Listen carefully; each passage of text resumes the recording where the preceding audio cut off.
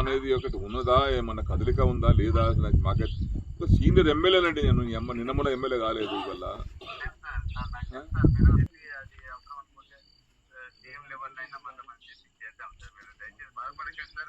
CM గారికి ఈరోజు చెప్పిన సీఎం గారికి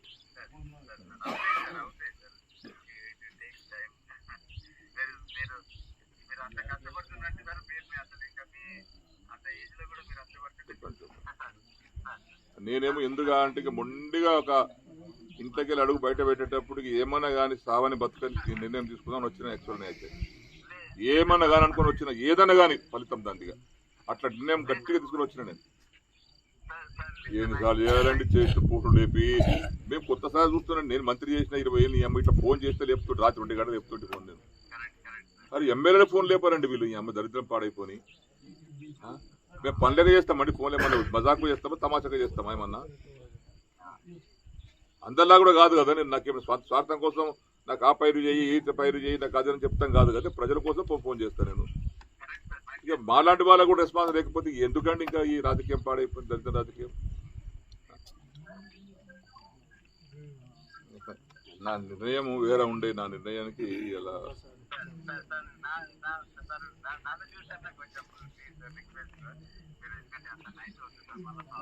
ఏమైతే నైట్ అయితే ఏముందండి, జంగల్లో ఉన్నాం, జంగల్లో వండుకుంటాము, కూడా చంపుతా వస్తాం, బతాం ఏముంది అంతకన్నా మీకు ఒకనాడు వచ్చినా కూడా వస్తాం.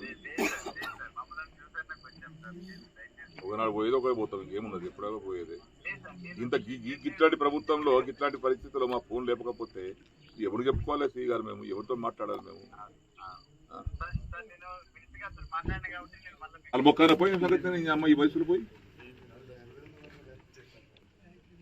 విసుగొచ్చా విరక్తితో నిర్ణయం తీసుకునేది. నేను ఇంటికెళ్ళి బయలుదేరేటప్పుడు చెప్పలేదు ఎవరికి. నేను ఇక్కడ ఉంటానే చదువుకుని వచ్చిన 5 ఏళ్ళ పని లేకపోతే తుమ్ము చేతి మొలుస్తాయి. ఇక తర్వాత ఎవడు దాన్ని పట్టించుకోడు, ఎవడు కాదు అది. చెరుకట్టమే మొలుస్తుంది, లిఫ్టిగేషన్ కాడ ఆడ తుమ్ము చేతి మొలుస్తాయి, కట్టే దవాఖానాలు మొలుస్తాయి, ఊళ్ళో మొలుస్తాయి. ఇవన్నీ చూడు కోనాపూర్ది ఆడ బంద్ పీకిది అయిపోయాయి.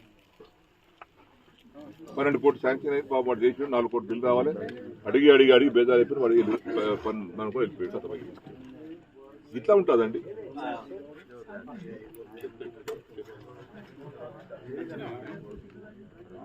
నర్సింగ్ కాలేజ్ వాడు 15 కోట్లు రావాలి సార్, నేను 10 మంది ఇచ్చిపోతా అంటే నిర్ణయం మారింది కదా, పార్టీ మారింది కదా,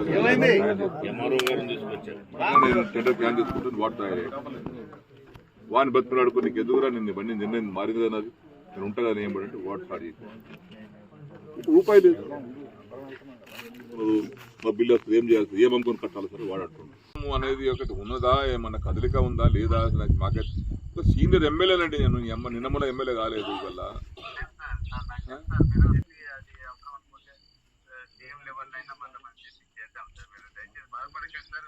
సీఎం గారికి ఈరోజు చెప్పిన సీఎం గారికి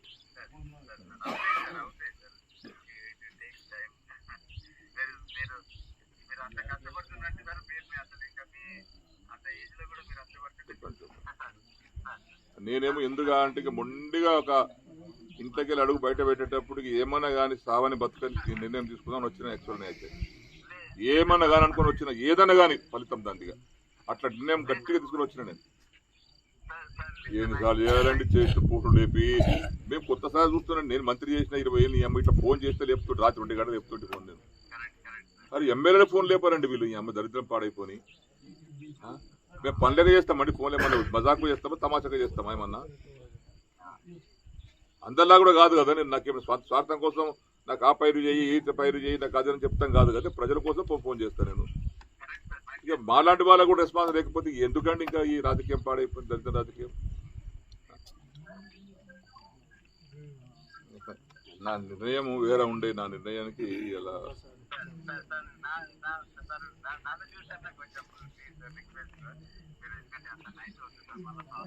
ఏమైతే నైట్ అయితే ఏముందండి, జంగల్లో ఉన్నాం, జంగల్లో వండుకుంటాము, కూడా చంపుతా వస్తాం, బతాం ఏముంది అంతకన్నా మీకు ఒకనాడు వచ్చినా కూడా వస్తాం.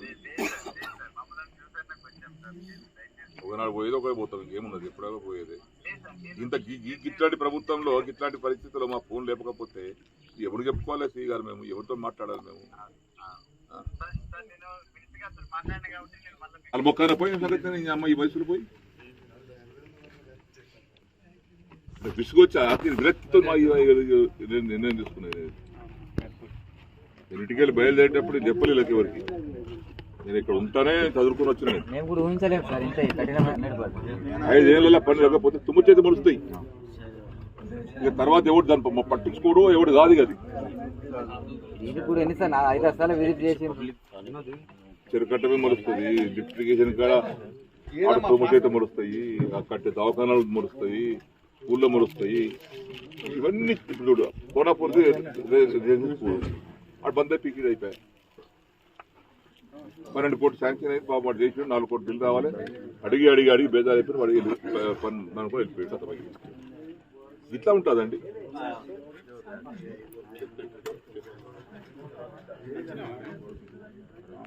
నర్సింగ్ కాలేజ్ వాడు 15 కోట్లు రావాలి సార్, నేను పని పనిచేసుకోవద్దా అంటే నిర్ణయం మారింది కదా, పార్టీ మారింది కదా,